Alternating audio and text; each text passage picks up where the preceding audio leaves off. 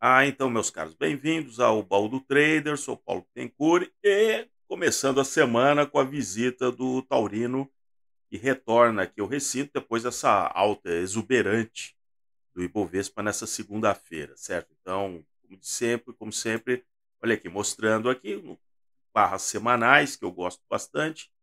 E como se a semana tivesse se encerrado hoje, nós teríamos aquela vela ali engolfada, como a gente do engolfing, né? Pela barra da semana passada.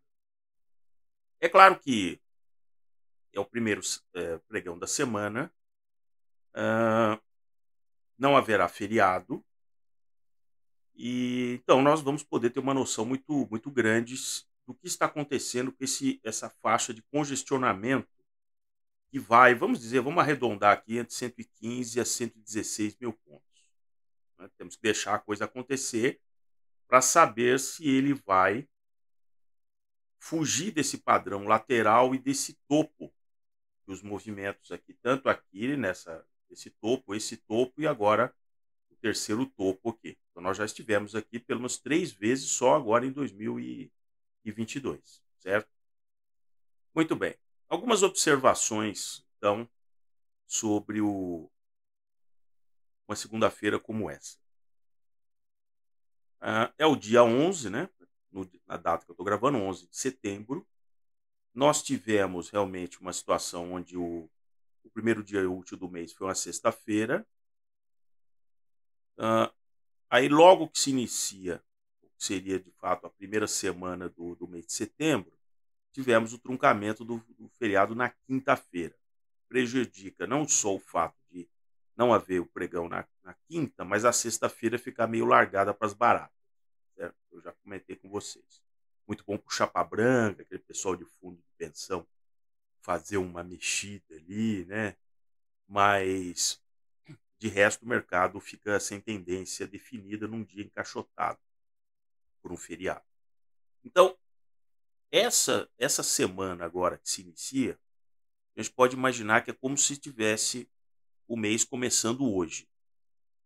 Por isso que para mim não é uma surpresa de que o mercado tenha tido esse desempenho. Ninguém contestou, digamos. Se você olhar a vela que se forma, ela é uma vela que praticamente você tem a abertura no mínimo do dia e praticamente o fechamento praticamente no máximo do dia.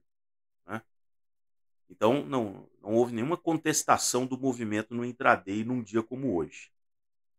Certo? Muito bem. Agora, algumas observações, por isso que eu digo para vocês, eu não perco muito tempo com relação aquelas análises, os comentários que vão ser feitos na manhã, por exemplo, de terça-feira, com relação ao movimento de segunda. Você vai encontrar todos aqueles tipos maravilhosos, dizer, não, realmente, é realmente uma consolidação. Então, eles apagam tudo o que aconteceu nas últimas semanas, tudo o que aconteceu ao longo do mês de agosto, e só porque a segunda-feira abriu com mais de 1% de alta, como eu já disse para você, você pega todos aqueles ufanistas do mercado, né, porque o cara fica ali, porque psicologicamente é muito ruim e você acompanha uma sequência de quedas. Você não tem assunto para falar com o cliente, você tem toda uma série eh, de a própria diminuição do valor nominal das ações faz uma compressão na própria taxa de corretagem, porque aqui no Brasil é utilizado o valor operado como referência para você cobrar a corretagem, não é nos Estados Unidos, que é por número de ações e assim por diante. Então, a variação no preço negativamente é muito danoso para quem vive de corretagem. Né? Bom, agora eu quero que vocês prestem atenção, vamos utilizar então essa semana de setembro como uma coisa de autodidata, certo? Por que eu fico com uma observação cautelosa? Né? Não vou pressionar o taurino para que ele repita esses movimentos. Né?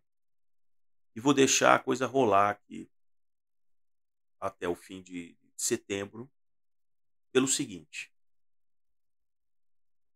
numa data como essa, segunda-feira, 11 de setembro, nós não temos Primeiro, nenhuma decisão política, porque o Congresso vai, a partir de provavelmente amanhã, quarta-feira e tal, tem aquelas medidas que têm que ser votadas. Então segunda-feira é um dia que você já não tem o ruído político efetivo, né? E também não dos magnânimos, os iluministas lá do Clube dos 11. Também não. Normalmente, segunda-feira, eles estão mais inativos, né? Estão mais preocupados em dar um habeas corpus, uma liminar, tirando um cara que está, né, sendo acusado de alguma coisa, mas decisão realmente de plenário, aquela coisa, que vê o capinha para colocar ali, vestir o cidadão, não. Não temos. Então, onde que eu quero chegar? Hoje é um dia neutro, um dia meio neutro.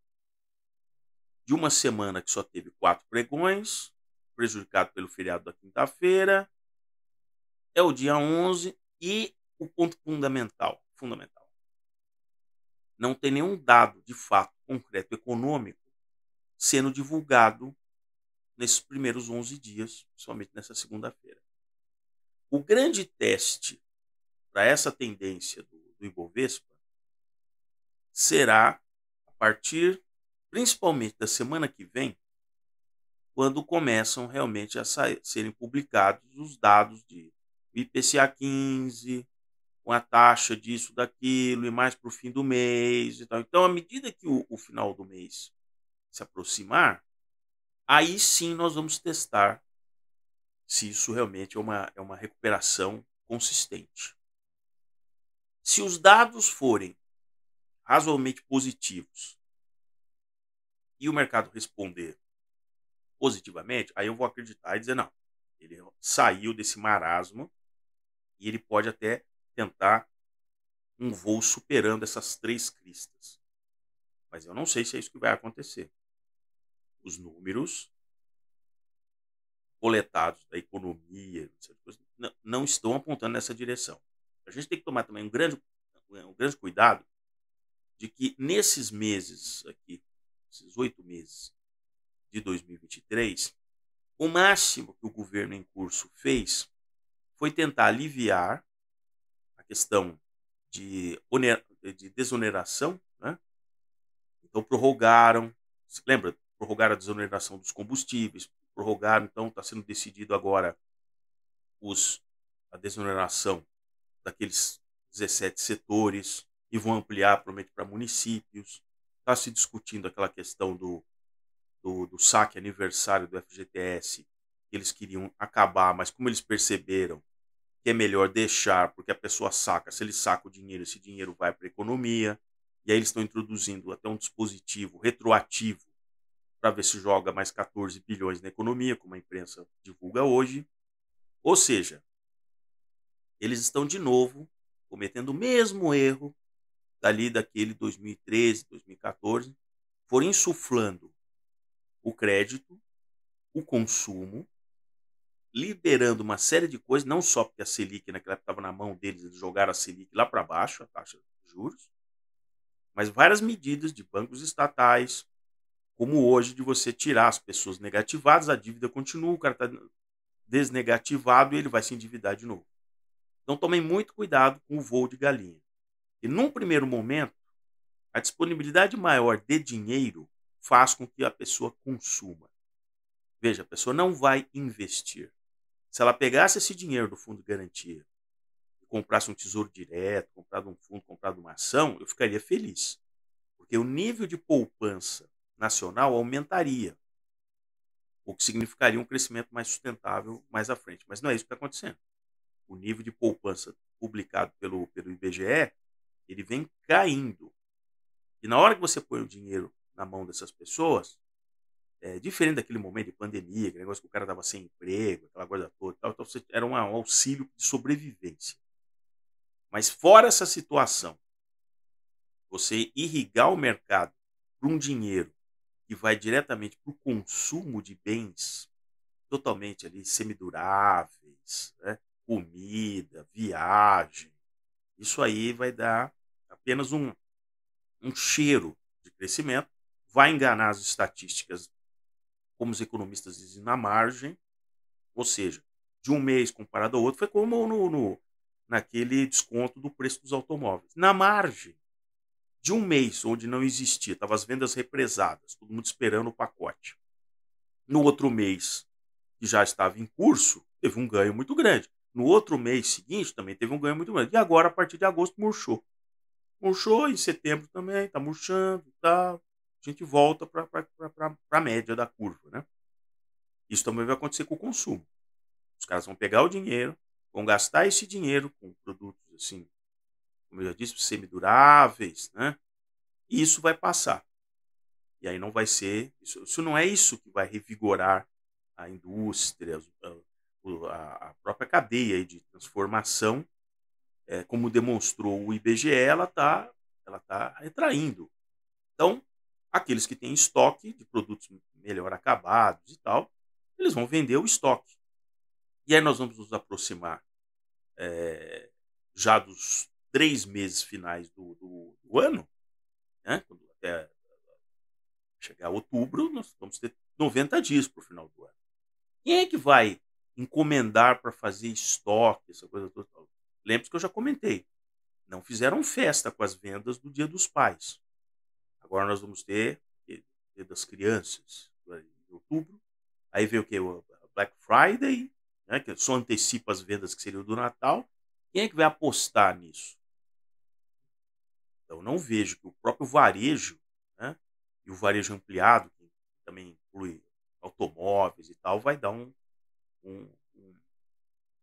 realmente um crescimento, né? Agora, na margem, como tem mais dinheiro, lembro que nos dados do PIB que foram divulgados, o consumo das famílias aumentou. E aí isso é computado com o PIB, então isso ajuda, mas é uma coisa pontual. O consumo da família não é isso que eleva o PIB de uma maneira recorrente e tal, né? Vejo que até os dados de inflação, sutilmente, eles vinham declinando, declinando, declinando, e a partir de um certo momento eles estão voltando a subir ainda de uma maneira suave. Taxas futuras também pararam de cair. Então, um momento, muita atenção, muita atenção, né? Então, é o que eu tinha aqui para vocês nesse começo de semana. Vamos acompanhar. Eu queria passar para vocês exatamente isso. Esqueçam as notícias. Vocês, se você quer perder tempo, é ler notícia de jornal na manhã de terça-feira, depois de um dia como hoje. Você só vai ouvir besteira, né? Nós temos que ir em dados, né? E matérias de gente que é descompromissada com distribuição de produtos, que não faz parte do governo, como foi uma entrevista do Celso Pastore no jornal no final de semana. Se vocês procurarem, acho que foi no Estado de São Paulo. Aí sim, você pode ver o que o cara está falando ali. Ah, o nosso crescimento está vindo em função de desonerações, de renúncia, né, fiscal, provisória ou permanente, e isso está indo para onde? Que tipo de consumo é esse, né? E o cara sabe o que ele está falando. Tá bom? Então é isso. Grande abraço.